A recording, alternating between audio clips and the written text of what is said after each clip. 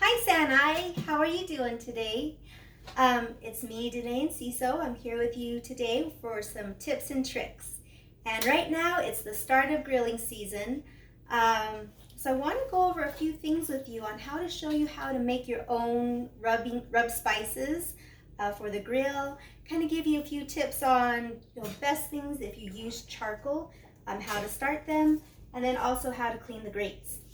Okay, so first up, a lot of people I know have one of these. This is a spice carousel.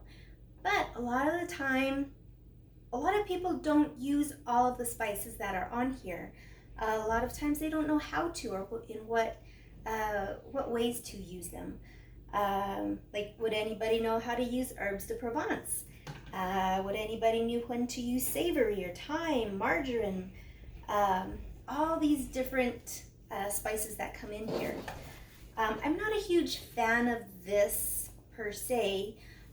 What a lot of people also don't know about Spice Carousel is you don't know how long that this set has been sitting in a store's warehouse after it's made. And then after it goes from the storehouse, then it goes to the store. And how long has it been sitting in the store? And then when you get it home, how long is it waiting in your home?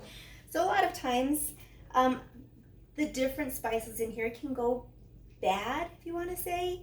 Like this one is savory. This kind of looks like dead grass. Let's see, another one. Where is dillweed? So this is dillweed that came from here, and this is dillweed that I recently purchased. Can you see the difference? This one is a lot brighter in green and this one is more dull. This one, don't know how long it's been sitting around, but the one that I have in here is a lot more fresh. So if you don't know what it is, how long it's been there, one thing I suggest, take it, dump it out if you're not going to use it. Save this for something else that you could be using, along with extra jars and stuff that you get. This one actually isn't mine. This belongs to a sister of mine, the Queen of Cajun. So anyways, so this, I'm going to show you how to use it a little bit more in your everyday life or right now during grilling season. There are some popular grilling brands out there for rubs, and I just kind of want to name the main ingredients. And the one thing that we're trying to get away from is a lot of salt. A popular brand, salt, number one. Onion, spices, garlic, sugar, chili pepper, rice concentrate. Do you know what that is? Do you know why they use it? Tomato powder, red bell pepper, caramel coloring, natural smoke and grill flavors, where if anybody uses liquid smoke, this could be used in replace of that. Paprika extractives. Do you know what that means? It just means they take the color from paprika and put it in to give it a more red look. And natural flavors. Another is a chili rub. It's chili peppers, sea salt, citric acid, dehydrated lime juice, silicone dioxide, and that's to prevent caking. A popular seasoned salt. First ingredient, salt. Second, sugar. Third, spices, including paprika, turmeric, onion, cornstarch, garlic, tricalcium phosphate, sunflower oil, extractives of paprika, and natural flavor. So a lot of these, the main ingredient is always going to be salt. Again, that's something we're trying to cut back on or eliminate in some cases. But there was one that I did find in which if salt wasn't the first ingredient, everything else would be great. But the first thing is sea salt, dehydrated garlic, which we have right here. Black pepper, dehydrated onion, which we have right here. Coriander, which we have right here. Dill seed, or you could also use dillweed. Whoops. Caraway, soybean oil, chili pepper. Chili pepper, which is going to be like either the flakes or red chili powder if you have that. And then also salt and pepper. I mean, those, everybody has most of those, so that's one of the easiest rubs that you can make on your own. But again, these are things that you're buying and throwing your money away for in a store where, you know, it could come in something this size and they'll charge you $5 for it. But how long is it going to take you to use this? Are you going to use it all summer? So my suggestion is to take a mason jar or even a small plastic container if you have those, mix your own seasonings, and therefore you're only using like 25 to 50 cents at a time to make something that you're more in control of, especially on the salt.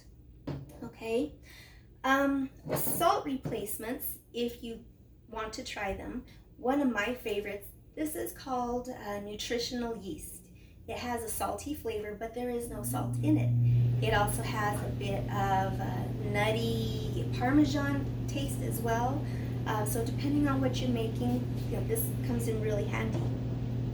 But besides the normal things like chili powder, garlic powder, onion powder, try some of the spices that are on here. Or, as I suggested before, if you happen to go to a health food store, they sell spices in the bulk section. And you can get these for way cheaper than you would if you were to buy it in this type of a container. Now this, I think this only cost me about $1 to buy all of this, and this is paprika. This is just plain paprika. I think this one is sweet paprika because I also have a roasted smoked paprika here too that I use. Again, take it, put it in a jar, store it away. If it's something that you're not going to use very often, then you haven't really thrown your money away. Let's see. So a few things I want to show you. Let's see, one of my favorite rubs, and actually an everyday seasoning that I use. Sometimes I make eggs, potatoes, beans, and I just want to throw a little something extra. Instead of using a seasoned salt, I'll use this. So this is green chili. Now be careful when you use powdered green chili. This is going to make you sneeze. All right. So let's see. I always eyeball it. Okay, so that's about a 1/4 cup. And then I use about the same amount of nutritional yeast in this as well.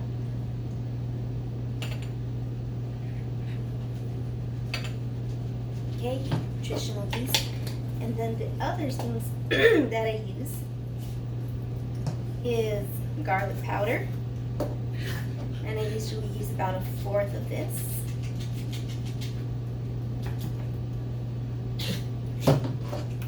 And then onion powder.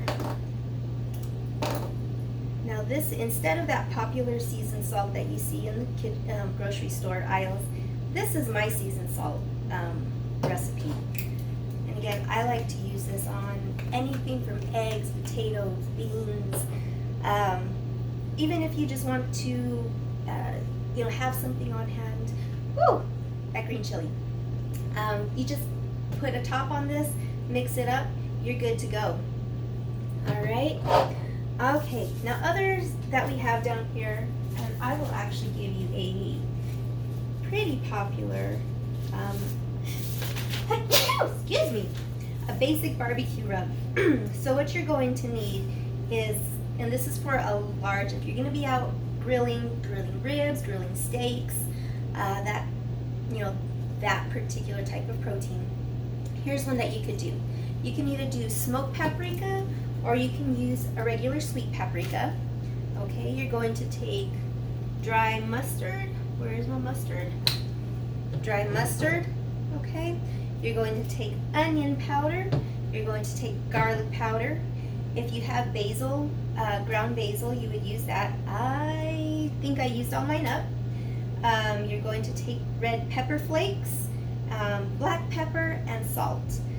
And all of these are in the order. The most is going to be about 1/3 cup paprika, 1 to 2 tablespoons dry mustard, depending on how much of that tang you want.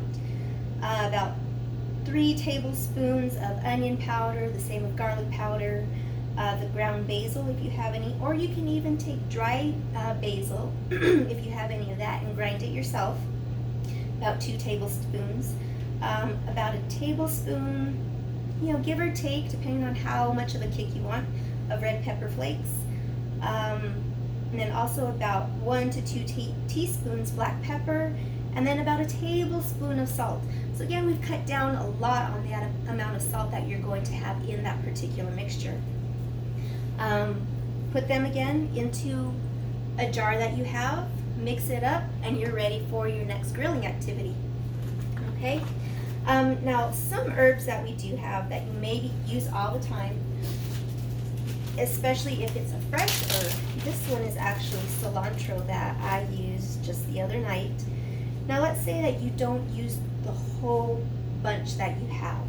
One thing that you can do is you can take some paper towels, line them out, and take this and then just put it out to dry, because some recipes, and if you've ever noticed in the stores, they do sell jars like this of just dried cilantro or dried parsley, dried basil, and all they're doing is taking it out and dehydrating it, which is the same thing you do if you put it onto a paper towel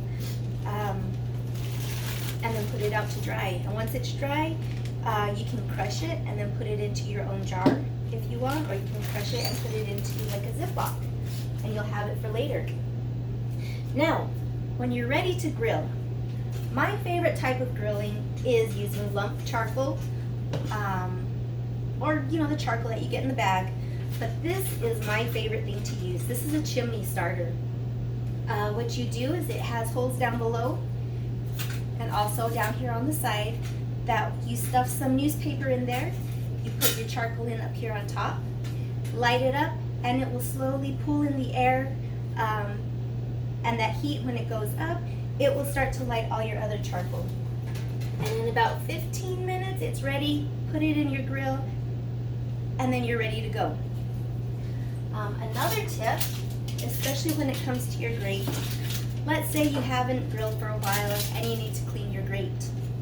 Best thing to do, especially if you don't have a grill brush, is you take some heavy-duty aluminum foil. You're going to wad it up. Don't get it too smushed in together. Just lightly wad it up.